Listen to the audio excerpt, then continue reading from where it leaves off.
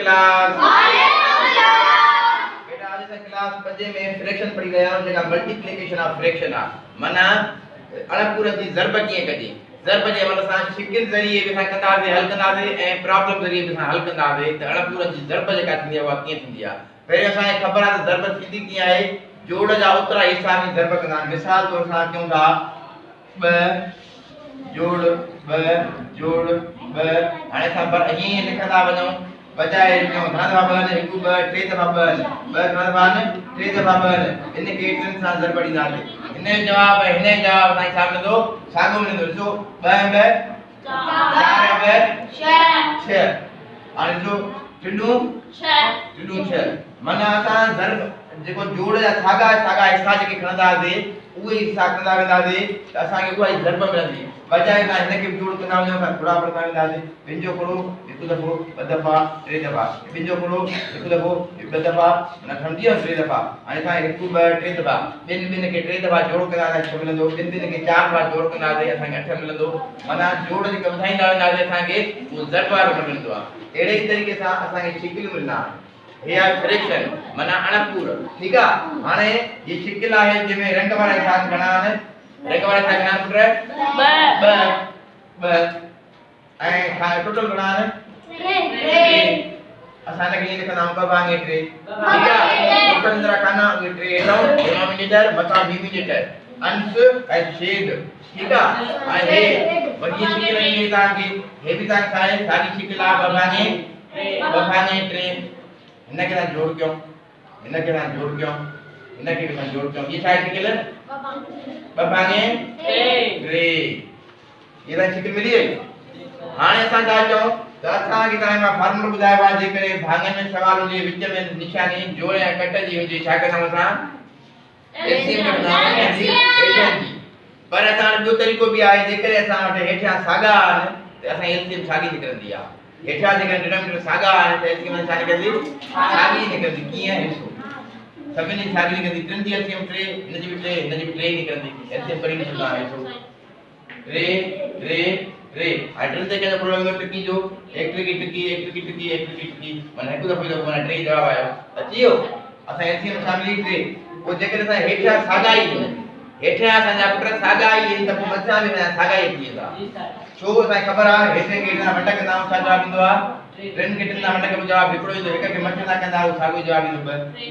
ठीक आहे पहले टिनि खे टिनि सां मटक कंदासीं जवाब हिकु ईंदो एक टिकी पोइ मथे सां ज़रब ॾींदासीं एक माना ॿिनि जो हिकु दफ़ो ई ॿई जवाब ईंदो ठीक आहे वरी टिनि खे टिनि सां मटक कंदासीं एक टिकी हिकु जवाब हिक खे ॿिनि सां ज़रब ॾींदासीं उहो ॿई जवाब ईंदो माना साॻियो ईंदो ठीक आहे पुट हाणे छा जवाब आयो 2 4 6 भाङे 3 ठीक है बोले 6 भागे 3 हमारी जवाब दियो फ्रैक्शन जो ठीक है माना 6 भागे 3 दियो हाने इनके साथ ज़रब दे की अमल क्यों हे ताई माप तरीको में ताके जोड़ जरिए हाने जेका ज़रब माना घणा असां वटि 2 भागे 3 घणा 1 2 3 घणा 3 जेको ता अंकन में लिखिया है मल्टीप्लाई कंदो छा था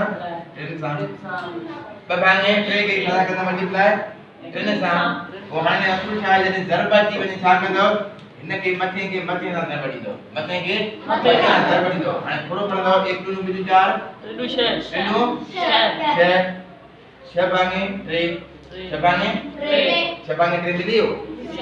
आगे ये दियो जोड़ा वाले है बंद वाले हाने ये मती के सिंपलीफाई थी दो मती के सिंपलीफाई थी तो ताने थोड़ो अंदर छा अंदर 1 टिकी छा जवाब आयो भाङे हिकु हेठो हूंदो आहे लिखबो न आहे ठीकु आहे हिनखे तव्हां जेके मंड कंदव एक टिकी 6 जवाब छा आयो 2 हे तव्हां जवाब अची वियो ठीकु आहे हे तव्हांजो जवाब अची वियो हूअं 6 भाङे 3 ईंदो पर जेकर तव्हां सिंपलीफाई कंदव तव्हांखे जवाब ईंदो 2 ठीकु आहे पुट हाणे तव्हांखे ख़बर पइजी वई तव्हांखे छा आयो जवाब छा आयो 2 थी वियो हिन सां जोड़ कंदो तव्हांखे छा जवाब ज़रब कयोसीं असां छा कयो असां ज़रब कयोसीं हाणे हिन जोड़ सां असांखे छा मिलियो 3 जो हे छा थियो 6 टोटल 3 विया जंहिंजो असांखे 6 मिली जंहिंजो असां जोड़ कयोसीं त हाणे असांखे 2 मिलिया हाणे छा थींदो 2 ठीक है बेटा हां हिन सां जोड़ कयो कीअं जोड़ बीहंदी हाणे ॾिसो 1 2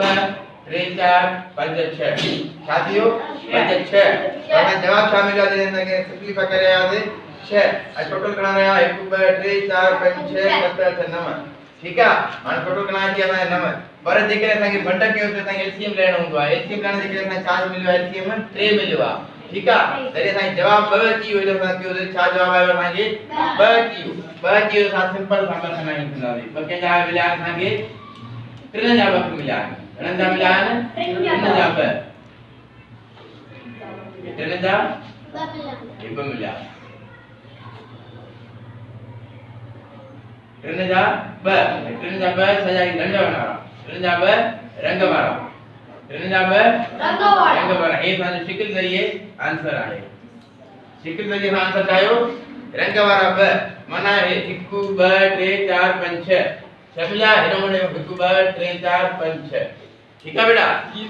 मिलिया असा की क्या मिलिया 2 मिलिया जवाब मिलियो 2 मिलियो असा की अच्छा जी ॻाल्हि समझ में शिकिल ज़रिए साबित थियो ऐं असा जो प्राप्त ज़रिए भी हल जियो ठीक है बेटा ता समझ में अची तो जेकर असा पेज मोटिवेशनल स्किल बाय सुफी जो नवा उन्हें फॉलो तो सब्सक्राइब कयो ए प्लेलिस्ट जरूर फॉलो कंदा ताकि हर क्लास वाइज सब्जेक्ट वाइज ताकि लेक्चर मिलदा ए पांच रहनुमाई ए असा रहनुमाई जे लाइ कमेंट सेक्शन में पंहिंजी राय जरूर ॾींदा थैंक्स फॉर वाचिंग रिमेंबर